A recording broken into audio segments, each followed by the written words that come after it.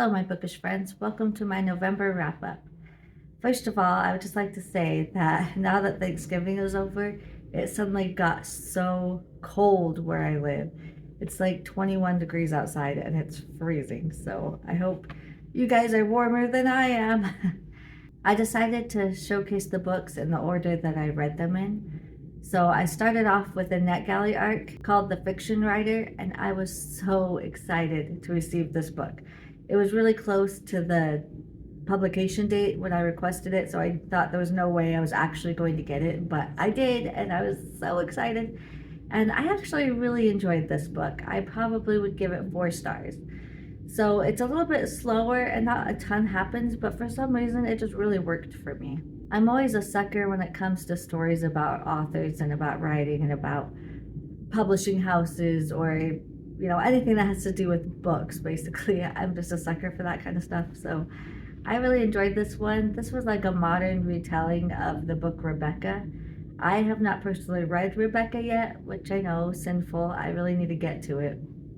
And I will say there's a few paragraphs that will spoil that book for you, so beware if you're like me and you haven't read Rebecca yet.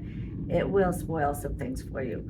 So either wait until after you read Rebecca, or when it starts talking about Rebecca, just hurry and skip those paragraphs, because I went so many years without it being spoiled, and so I'm kind of upset about that aspect. But I mean, it wasn't that surprising, honestly, because I've heard Rebecca's a lot like Jane Eyre, but so nothing I talked about seemed too surprising to me. But at the same time, I was like, man, I went so long without knowing anything about it. But oh well, it is what it is.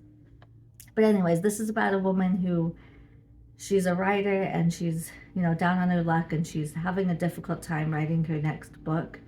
Her first book did really well, but the second one kind of bombed and she just was struggling writing the third one. And so she was invited to go to this man's house and do some research into his family and write a book about it. And so she was really excited. And that's the one aspect about this book that didn't quite make sense to me, because his motivations for getting her there seemed kind of weak and weird when you know what's going on. But outside of that, I really enjoyed it. I will say I was disappointed in the ending, because I was expecting some crazy climax to happen and it didn't. It just kind of petered out. It just kind of ended. And so it didn't ruin the book for me, but I was a little disappointed in that. This is definitely more of a slow burn type of book, but like I said, outside of the motivations and the ending, I really enjoyed this one and I would recommend it.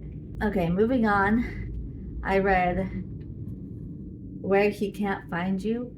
And again, I was super excited for this book because I love Darcy Coates. She is an amazing author and I've read everything that she's written. And I was so excited that this is our book club pick for the So You'll Read Too book club. This is her first YA novel. And unfortunately, this one didn't quite work for me. I hate saying that. I didn't hate it. Like, it wasn't a terrible, terrible book, but it just wasn't quite for me. The very beginning was a little bit confusing. It almost had like a dystopian feel to it, which isn't bad. I like dystopian books, or at least I used to. I used to read them all the time, but I don't know. I just wasn't expecting it to feel so dystopian. And then it did not need to be 400 pages. I felt like it was way too long. The middle just dragged on for me. The end was exciting and interesting. I kind of figured what was going on. A lot of it was predictable, but I don't know. It's like, it's not terrible. I liked it, but I didn't love it. This is probably my least favorite of hers so far, and I really hate to say that, but it's true. So, this book may have been too long with too many unanswered questions, but the book itself is stunning. Like, look at this. You got rule number 1, stay indoors after nightfall or you'll be taken. There's awesome pictures. It's like looking at a manga.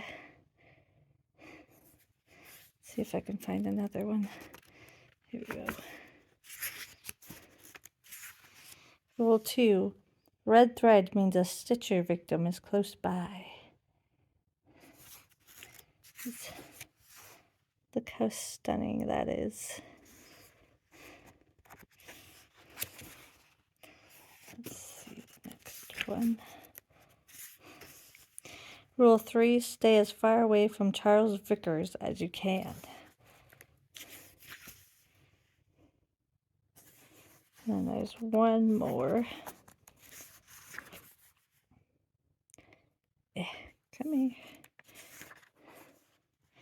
Rule 4, keep your house locked up tight, or the Stitcher will come for you.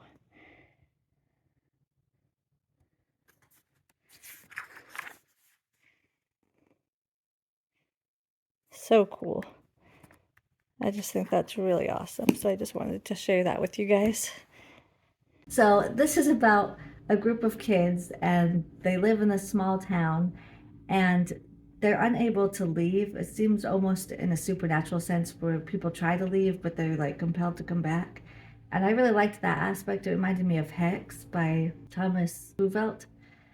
And so I really liked that part. And there's a serial killer on the loose, but he seems to be more than a man. Some people call him a man, some people call him a creature or a monster, and they call him the Stitcher. And so whenever you see like a bunch of red thread around town, you know you're going to find a dead body. And so it's just something that this little town has been living with for years, that people just go missing and then you find their bodies, and they're always like torn apart and then like sewn back together, and sometimes they're sewn together with other people's body parts. And so it sounded really creepy and really cool, but yeah, it just wasn't quite for me. But it actually reminded me a lot of the Stitchers that I read last month by Lauren Lawrence. It's a middle grade book, and it was pretty similar to this one. So at the same time I was reading this book, I was also reading The Daughters of Block Island. And the first few chapters I really loved. I thought this was going to be even better than the fiction writer. It almost had a very similar premise. It's about a woman who travels to this remote island where she's trying to find her long lost sister that she didn't know that she had, but she received a letter from her, and so she wanted to find out more about her sister. So she goes back to this hotel on this island where she used to live. Well, then it turns out that her sister was murdered before she could get there. So now she's trying to figure out who murdered her sister. So the first few chapters I loved. So much atmosphere. The premise was great. The setup was great. You start out with the one sister that was murdered, and she's trying to figure out who her birth mom is and figure out where she came from. And I found that really interesting. But then she started to get a little bit annoying and kind of dramatic, but then she was murdered. So I was like, okay, well, now I can move on to somebody better maybe. So then it goes to her sister's perspective, and the rest of the book is from her sister's perspective.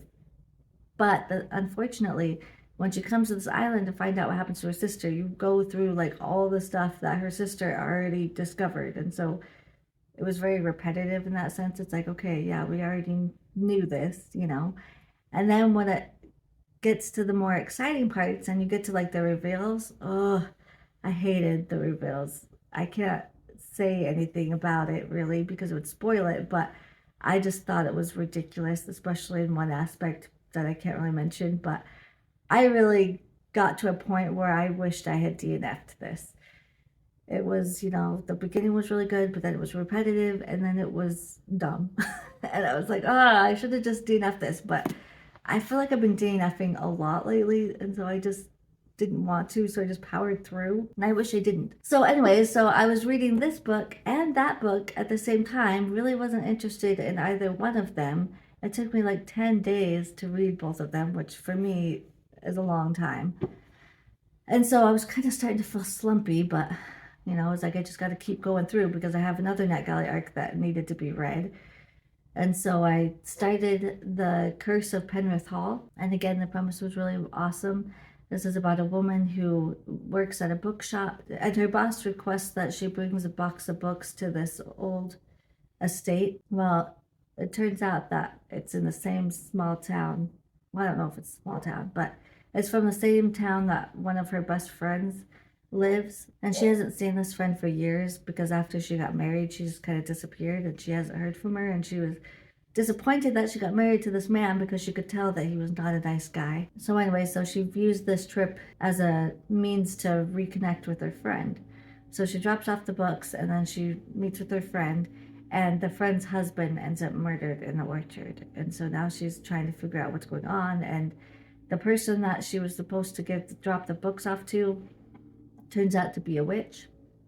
And so he kind of uses his Wiccan ways to figure out what's going on with this body, and everybody in town is convinced that it was not a murder, it was a curse, that this family had been cursed, and these same types of deaths had occurred before. And so now her friend is worried that she's going to be next, because that seems to be how the curse works, is first the one person that is killed and then their partner is also killed, and so she's worried that she's going to be the next one killed. So she gets together with this witch. They're trying to figure out what's happening to this town. And she doesn't believe it's a curse. She believes that he was just murdered because he's not a nice man. So it was a decent book. It really was. I really enjoyed aspects of it, and I enjoyed the characters, and I thought it was really good. But I don't know, it just wasn't completely holding my attention. And because of the last two books, I was feeling kind of slumpy, and I really didn't want to push myself again when I've just done that. So I decided to DNF this book at 40%. It's probably a soft DNF because I feel like I could go back to it at a later date. I just feel like I wasn't in the mood for it, and I just wanted to move on, because it really wasn't a terrible book. I just, for whatever reason, couldn't get invested in it. So I decided not to push myself. So because I was feeling really slumpy because of these books, I decided I need to read some short books to get past it. That usually seems to help. So I read a couple of mangas. Ugh. The first one is the 5th volume of Spy Family. This has been a really enjoyable series for me. This is about a man who is a spy, and he needs a fake family to do his mission. And so he comes up with a wife, and he adopts a little girl. And his wife turns out to be a secret assassin, and the daughter is a telepath who can read minds. And none of them know these things about each other, but yet they're all living together. So it's been a lot of fun, really enjoyable. So I read the 5th book, which means I'm halfway through the series. There's 10 out right now. I don't know if that's the complete series or if he's not done writing them. I guess I'll find out when I get there, but these are a lot of fun. And then I read Soichi by Junji Ito. This is his newest release. I've read everything by Junji Ito so far except for Tomi. That's the last one I need to read. So I thought this was a lot of fun. This is about this little boy named Soichi, and it's kind of like a creepy kid book. You know, he's kind of strange and weird. Like, he likes to put nails in his mouth, and they're all like, oh yeah, he has an iron deficiency, so he likes to put nails in his mouth, which doesn't make any sense, and that's probably not the real reason he does it. But anyways, he's just really creepy, and he does weird creepy things, and he likes to curse people with these straw dolls, and he's always just running around being mean to people, and it drives his brother nuts. He's always like, so would you knock it off, stop being mean to your cousins or whatever. But anyways, it's a collection of short stories, but they're all connected to this little boy. But I thought this was great. I thought it was really fun. And also, every year around Christmas time, I read an old comic strip called Calvin and Hobbes.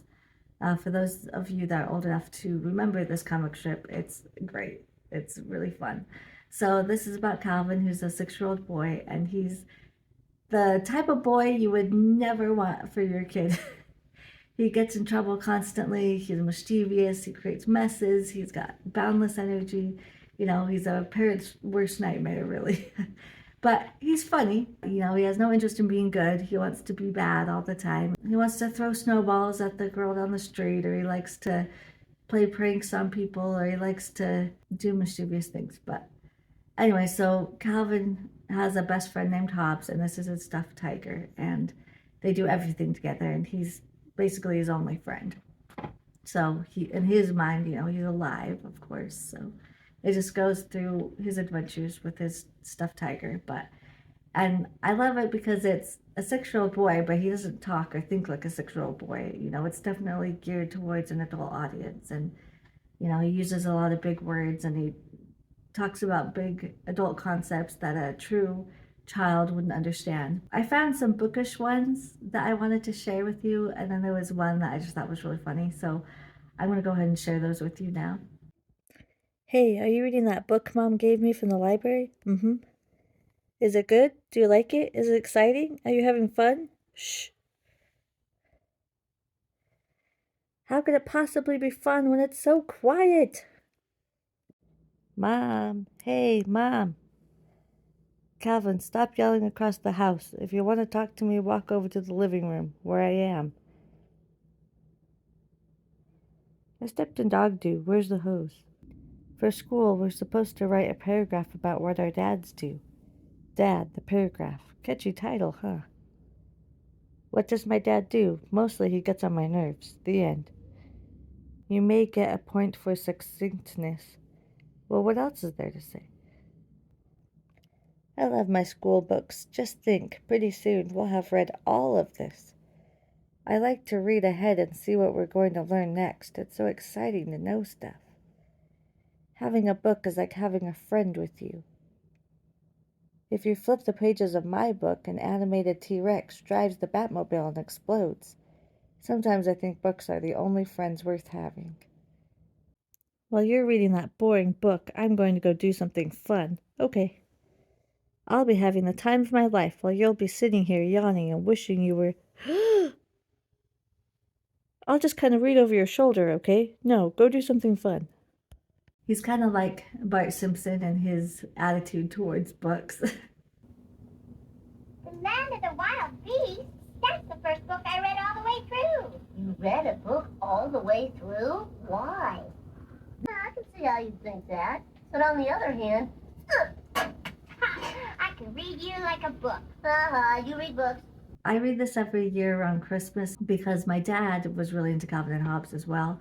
And every year when I was a child, my mom would get him a new Calvin and Hobbes book. I just would look at the pictures even before I could read and just make up stories looking at it. And so it just kind of has that nostalgic Christmas feel to me because it was always around Christmas time when he got a new one.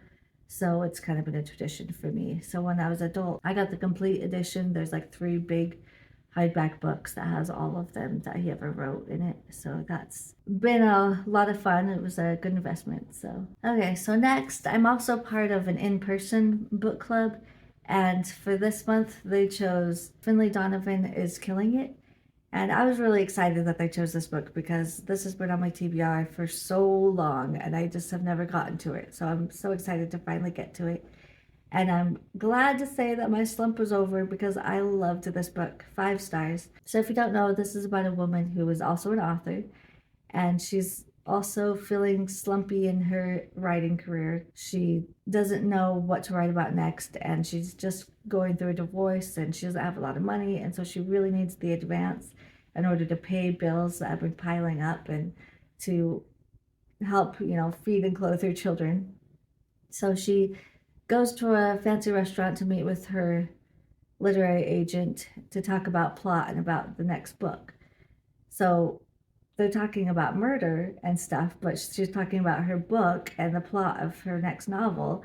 But there's a woman next to her that's overhearing everything they're talking about these murders, and she gets the idea that she's a professional hit woman. And so she hires her to kill her husband for her.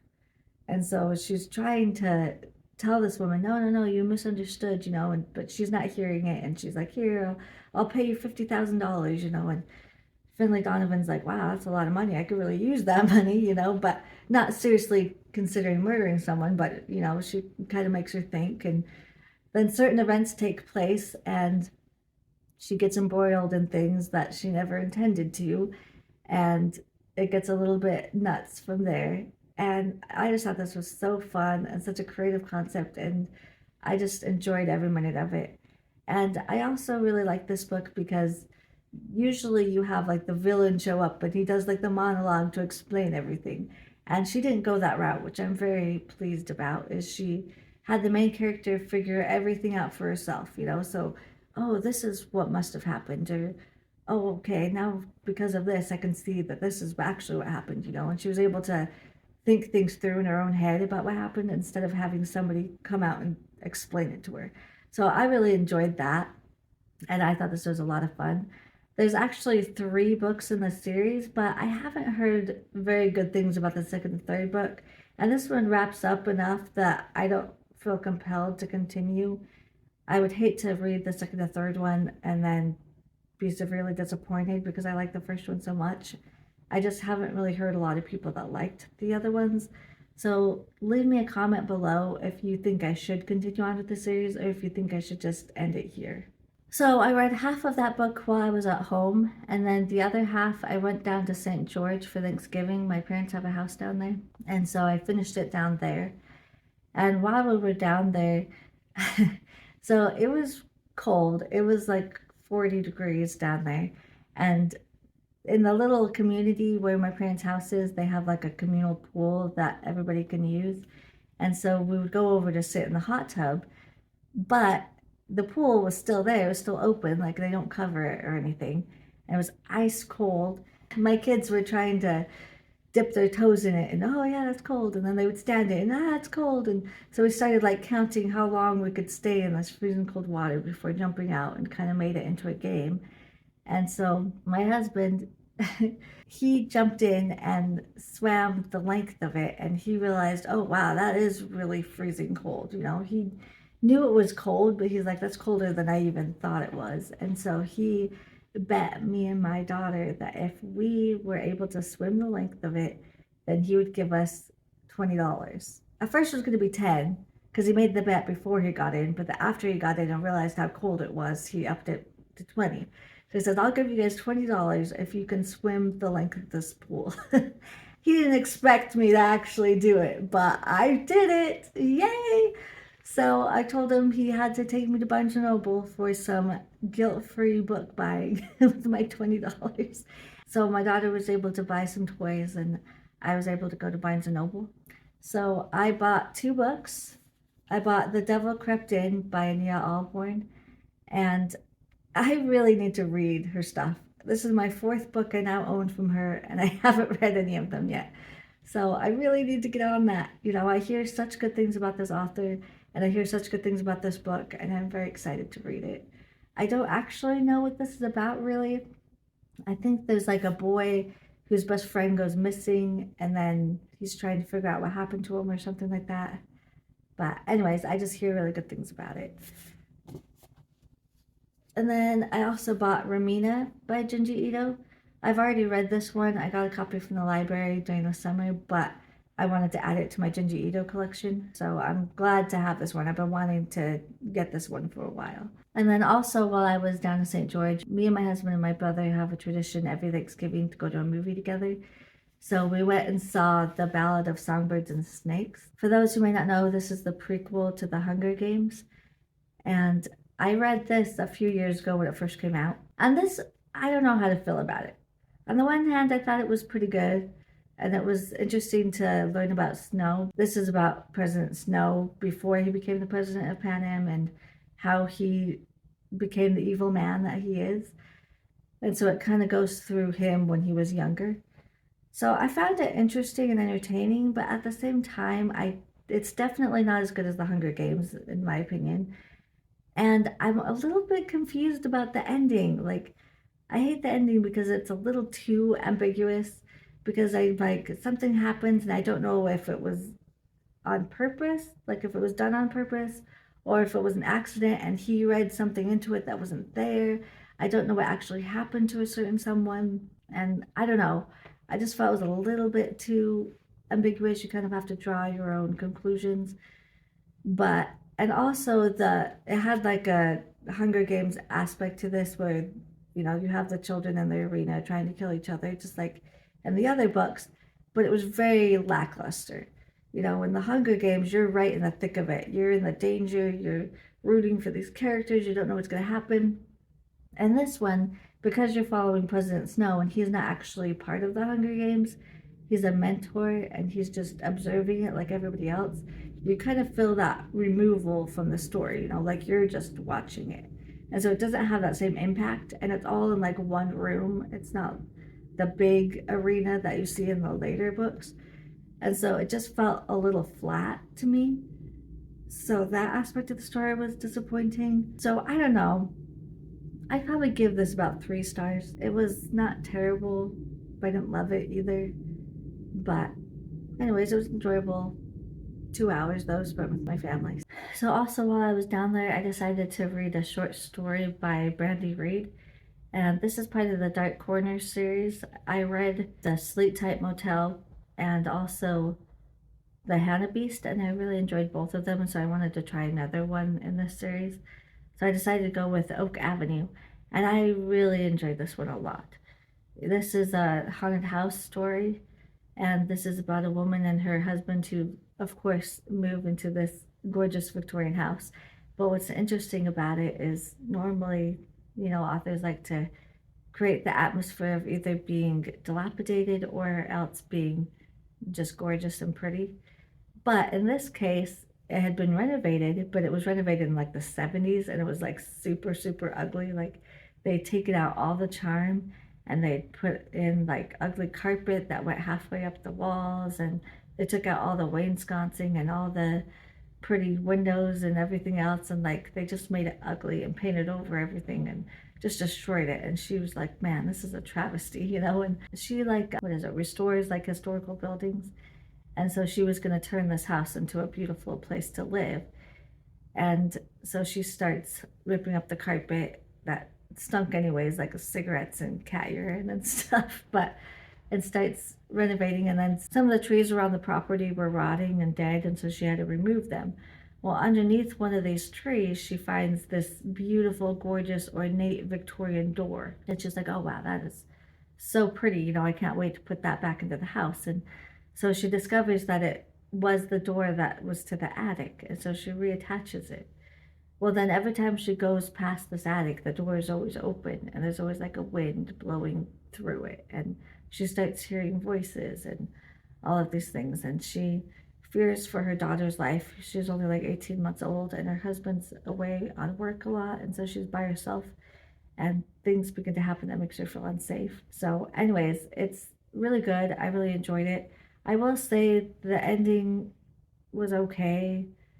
It just kind of is one of those endings where it's just like ominous and, oh, we thought we fixed it, but maybe we didn't, type endings, which I don't know, sometimes works, sometimes doesn't. Sometimes I feel like it's a cop out because they didn't want to take the time to wrap up things or something, or figure out a different way to do it. But anyway, so the ending was a little bit disappointing, but for the most part, I really enjoyed this one. And then I also got a NetGalley arc that I was very, very, very excited for. And I received it while I was down there. And so I was like, oh, what a great time to read this. So this is called The Vacation by John Mars. And I have never read anything by John Mars before. I've always wanted to, but I just haven't gotten there yet. So I was excited to read this one. Well, unfortunately, this is the worst read of November. I hated this book. It was so, so, so boring. Nothing happens. I stopped reading at 70 pages because nothing was happening. It was about this lady and her best friend, Eric, that go to like a hostel. I can't even remember where it was, like Venice or something. I think it was Venice. But anyways, they could travel to this little hostel and they're gonna have this vacation there. And that's it. Like nothing was happening. Like the proprietor that worked there, she kind of was falling for him, and she thought he was handsome and they would talk or whatever, but like none of the conversations were interesting. I didn't care about any of the characters. There were other points of views, but I can't even hardly remember what they were about, honestly. And the fact that it skipped back in time so often was a little confusing, in my opinion. And so it's like I didn't know what was going on with these past point of views. They seemed kind of pointless, and I'm sure later on down the road it would probably make sense, but I didn't get that far because I just didn't feel like it was worth investing my time in. Again, mostly it was just boring. And I was really disappointed because I hear such good things about John Myers, but I just could not get into this book, and I just was done being in a reading slump. So I decided to DNF this one. I would go ahead and read it if you're a diehard John Myers fan. It comes out December 19th. But for those of you that aren't John Myers fans, probably go ahead and skip this one, in my opinion. And then on the drive home, it's like a 5 hour drive from my house down to St. George. And so we usually listen to audiobooks. And so my husband wanted to listen to my book. So that was a fun surprise. So he really likes this one a lot. He wanted to listen to Dracula Ascending. This is his favorite of mine that I've written. This is a mashup between Frankenstein and Dracula. So it's essentially what the story would have been like had Dracula and Frankenstein monster been one and the same person. So he really enjoyed this. It's been a couple years since he's read it, so we listened to this on the way home. And then after I got home, I read my final book for the month, which is Silence for the Dead. And this is set just after World War One. And it's about a woman who's run away from home and she doesn't have any money, she doesn't have anywhere to go. And so she ends up posing as a nurse and working at an insane asylum. But this isn't really your typical insane asylum. It's for soldiers during World War One that now have PTSD, but they don't know what PTSD is yet.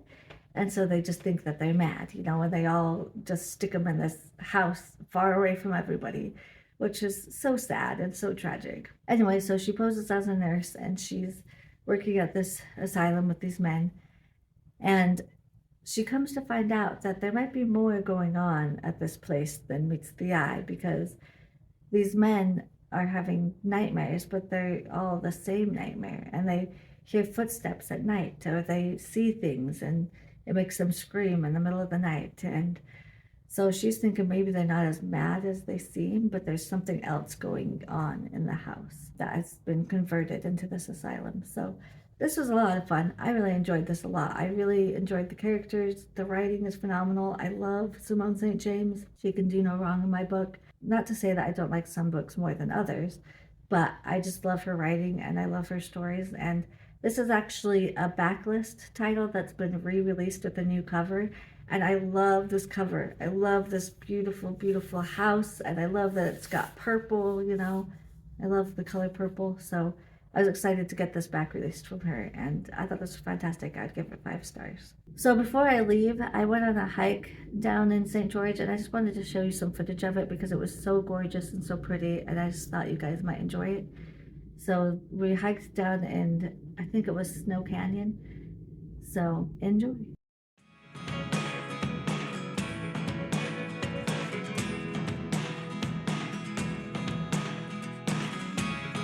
Never really know what's going on. Look at me sometimes like all you want to do is run. Hear me out, hear me out. It's all the things you never show. That's all I have for you guys. Please like this video and consider subscribing if you haven't already. And please leave me a comment in the comment section below. It really does help me a lot. If you don't have anything to say, just go ahead and leave me an emoji. It would really appreciate you, and I will see you next time. See ya.